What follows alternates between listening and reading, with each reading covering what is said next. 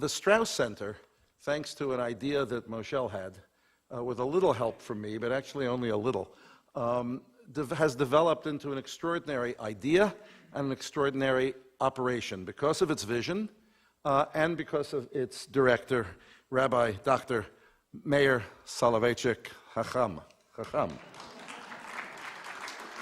The Strauss Center has an array of wonderful activities and important programs, and we invite your continued participation and partnership. So this evening marks the first of a series of programs that we will do through the help of the Menachem Begin Heritage Foundation, through the munificence of Mr. Haston, to recall and explore and celebrate Menachem Begin as an important hero of the Jewish people. But as long as I'm talking about heroes, let me talk just for a moment about Hart Haston. He enjoyed a 25-year intimate relationship with his mentor, Menachem Begin. Among Hart's major accomplishments, he's a founder of the Haston Hebrew Academy in Indianapolis. Yes? Okay, good.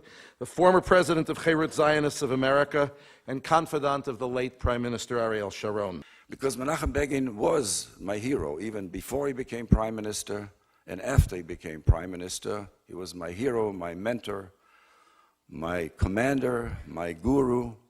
Okay, so I am now directly going to introduce the two gentlemen, and Rabbi Meir Soloveitchik, the director of the Zahava and Moshe Strauss Center of the Torah Western Thought at Yeshiva University, and rabbi of the congregation Sharit Israel in Manhattan, and perhaps most importantly for tonight's program, both his family and Menachem Begin's, they both come from Brest-Litovsk in Yiddish, from Brisk. Dr. Daniel Gordis, Senior Vice President of the Koret Distinguished Fellow, Shalem College in Jerusalem. He's a regular columnist for the Jerusalem Post and a frequent contributor to the New York Times, the author of numerous books on Jewish thought and currents in Israel, and a recent winner of the National Jewish Book Award. Dr. Gordis was the founding dean of the Ziegler School of Rabbinic Studies at the University of Judaism, the first rabbinical college on the West Coast of the United States. His new biography of Menachem Begin, entitled Menachem Begin, The Battle for Israel's Soul, was recently just came out, published by Next Book. Please join me in welcoming tonight's speakers. As we say in Indianapolis, Indiana, at the start of the Indy 500, gentlemen, start your engines. I'd like our conversation, Dr. Gordis, to proceed chronologically through Begin's life. So let's start with Begin's childhood. His childhood home in Brest-Litovsk, known, as Hart mentioned, by religious Jews everywhere as Brisk. Now, on the one hand, there was, as you note in the book, tension between Begin's very Zionistic parents and the anti-Zionist spiritual leaders of Brisk, a well-known rabbinic family by the name of, I have it here somewhere, Soloveitchik. Oh, this is awkward. At the same time, this is like an historic rapprochement, perhaps. There you go. Yeah. At the same time, Begin was formed and raised there, attended its cheder, davened in its shul, and spoke about his home and its distinguished rabbis constantly with pride. This was definitely not the Vienna of Herzl, nor was it the Odessa, the Haskalah Center in which Jabotinsky was raised. So how did the annihilation of the Jews of Brisk and the Shoah itself impact Begin as a Jew and as a family member? And in what way did this make him different, do you think, from the other Israeli founders? Well, in a lot of ways, the Shoah shapes everything that he's about. Begin's greatness was that he was principled and not ideological. The principle was saving the lives of Jews. So in 1942, 43, 44, if to save the lives of Jews, you had to attack the British, that's what you did. But in 1978, 77, 78, and 79, if you could save the lives of Jews by making a deal with the most powerful Arab army and country in the world, you did that. In June 1981, if the way to save the lives of Jews was to attack Osirak, you did that. If the way to save the lives of Jews was to go to Stockholm and get the Nobel Peace Prize, you did that. It's not ideologically left, it's not ideologically right, it's principled. That the principle is saving the lives of Jews, and that's a tzava'ah that comes directly from the Shoah for him, I think. So you mentioned already about Begin's arrival in Palestine. He was in the Soviet Gulag, really. Joins the Polish Free Army, is released to join the army, comes to Palestine, and assumes leadership of Etzel, the Irgun Tzvai the Irgun. Now, reading The Revolt in high school really impacted me probably more, that's Begin's memoir, more than any other book. And in his own memoir, Begin devotes several chapters to explaining the morality and the strategy behind what he called Hamered. In 1948, and throughout his life, he would refer to this revolt as the first Hebrew revolt since the Hasmonean insurrection that ended in victory. What I found so intriguing about your writing about Begin is that you compare Begin's revolt to another revolution by a ragtag band of rebels against the British Empire, and that's the American Revolution. So if you could explain maybe why this is a fitting comparison, how it struck you, and how you would use it to make the case for Begin's revolt. The reason I wanted to spend some time, mostly towards the end of the book, so I'm very impressed you got all the way through. The reason I wanted to spend some time comparing the Zionist revolution to the American Revolution is because, especially when one talks about Begin, you have a sense, you're on the defensive immediately. In other words, this notion that if you weren't with Begin, you were completely and unalterably opposed to him. And there's this notion that because nasty things happened during the Zionist revolution, British sergeants were hung in a decision that Begin called the most difficult decision of his life, and he called it a Maaseh Achzari, a brutal act, which was, in fact, the title that I gave to that chapter in the book, because I wanted to give credit to the fact that Begin, 50 years later, on one hand said it was a brutal act, on the other hand he pointed out that after he did that, the British never hanged anybody else in Eretz Israel, and never hanged another Jew in Eretz Israel. But everybody assumes that the American Revolution was completely legitimate. And it's not as if all we did was dump tea in the harbor. The British did not leave because the harbor was polluted with tea bags. But nobody questions the legitimacy of the American Revolution because a lot of British soldiers died. And I was just trying to simply say that in this day and age when Begin is seen as being such a villain by some people, why is he more of a villain than George Washington? Why is he more of a villain than Nathan Hale? Why is he more of a villain than any of the other architects of the American Revolution, which everybody thinks of as a perfectly legitimate revolution? I think he wasn't any more of a villain, and the only way to make that point was to close the book with a kind of a comparison of the two. There's no question that David Ben-Gurion, without him we wouldn't have a Jewish state. But it's also, and he was really one of the great Jewish leaders of many, many centuries, there's no question. But it's also, I think, without any question, the case that when it came to Menachem Begin, David Ben-Gurion was literally crazy. He hated him with a kind of a visceral hatred because Begin stood for exactly the opposite of everything that Ben-Gurion stood for, and he wasn't afraid of Ben-Gurion. Everybody else was afraid of Ben-Gurion, and Begin wasn't afraid of very many people on the face of the planet. So there was something deeply personal, and I have to say here, by the way, that here Begin was, to his great credit, the ultimate Polish gentleman. So Ben-Gurion would refer to him as the person sitting next to M.K. Badr, and Begin would refer to him as Adon Rosh HaMemshala, Mr. Prime Minister, or Mr. Ben-Gurion. He took the high road in this one. The nice thing about the story, by the way, is that there were two stages of rapprochement. One of them is right before the '67 war. There's a national unity government. Begin is the head of the opposition. So now that there's a national unity government, because it's clear that war is going to break out, it was a very dark time. And Begin is brought into the government for the first time ever because there's a national unity government. The prime minister is Levi Eshkol. Whatever you want to say about Levi Eshkol, and that's a different conversation for a different night, a source of profound inspiration, he wasn't.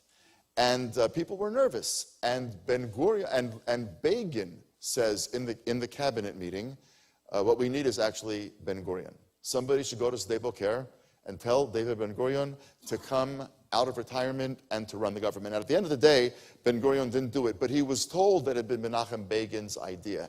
And it actually had an enormous impact on him. He actually said later on in his life that that was the minute that he began to actually rethink things. But what I found fascinating about it, and you touch on this in your book, is that the argument he put forward for a public Judaism is not halachic. It's more about familial loyalty. It's simultaneously at times very frum, but it's not exactly something that an Orthodox Jew would instinctively say. Similarly, later as prime minister, Begin famously grounded all the El Al planes on Shabbat. The Aguda came and demanded it, and they were shocked when Begin agreed to it without actually asking for anything in return, because it was just a matter of principle. And he said, this is quoted, one need not be a religious person to appreciate Shabbat.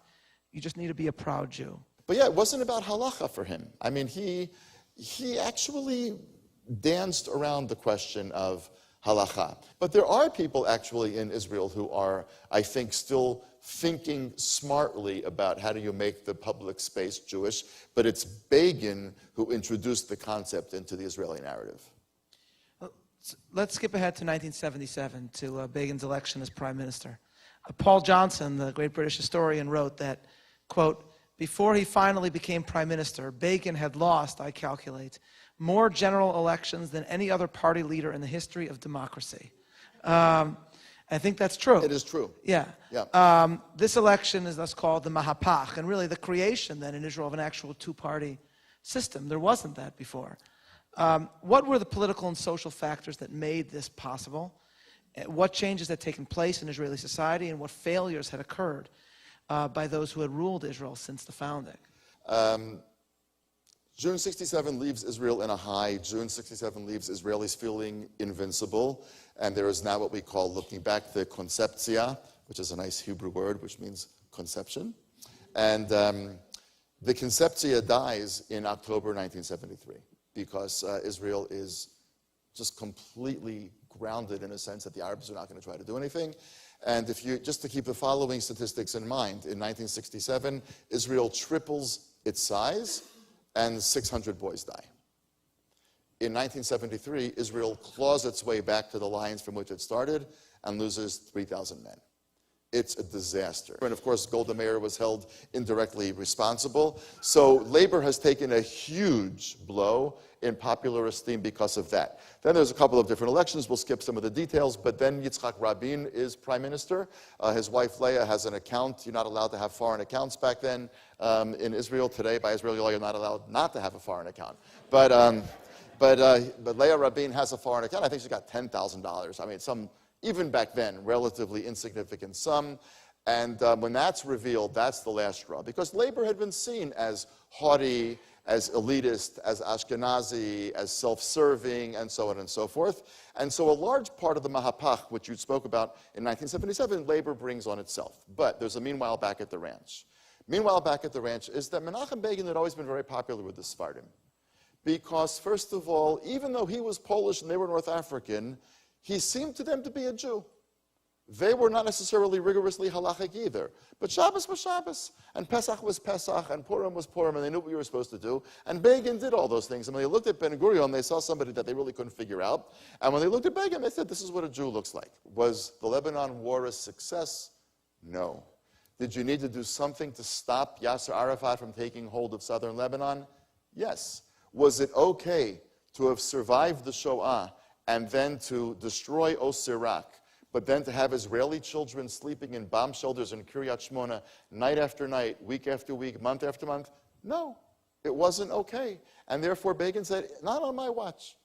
The United States found it very difficult to do this in Iraq and pulled out. The United States found it very difficult to do this in Afghanistan and pulled out. Israel does not have the luxury of pulling out of all of the regions of conflict because we live in them. And I think Israel discovered first, especially under Begin's command, that fighting these insurgencies that embed themselves in civilian populations is a very, very hard thing to do. And we are, again, the proverbial bellwether, the proverbial almost canary in the coal mine, reminding the world of what's just around the bend.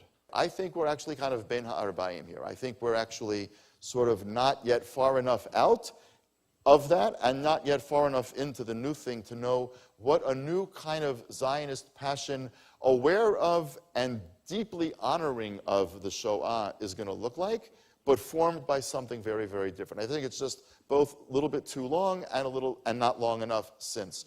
But we have to figure out a way to do it. There's got to be a way for Israelis to produce a generation of kids to whom the greatness of the Jewish tradition, its spiritual greatness, its intellectual depth, its moral compass, speaks to them in a way that says this is worth defending at all costs. I He's heard so, buried, but- and this is perhaps, I guess, the best way to put it. He's buried with Feinstein and Barazani. Feinstein and Barazani, one is Irgun and one is Lehi. Sephardi and One is Ashkenazi. Sephardi and one is Ashkenazi, and they were sentenced to be hanged by the British, and somebody had smuggled in a grenade that they were then going to pull and kill the British hangman along with them. Comes the rabbi the night before and says to them, don't worry, I will stay with you to the very end. You will not die alone. And then they realize that they can't do that because they're going to kill the rabbi. So in their cell the night before, they sing Adon Olam, they pull the pin, they hug the grenade between their two chests, and they kill themselves that way. And Begin's very, very simple little will, which is like 4 hand-scribbled lines, To Yechiel. to Yechiel, says, bury me next to Feinstein and Barazani. And if you go up to Har HaZeitim right now, there's Feinstein and there's Barazani. One says Irgun and one says Lehi. One's clearly Sephardi, one's clearly Ashkenazi. And right behind them are Eliza and Menachem Begin. And I think his magnetism is simply that he was selfless, courageous, wholeheartedly devoted to the safety and the flourishing of the Jewish people. And I think people have a reverence for him, not only for what he was, but for what they hope and pray Am Yisrael will one day produce once again. Please join me in thanking our guest.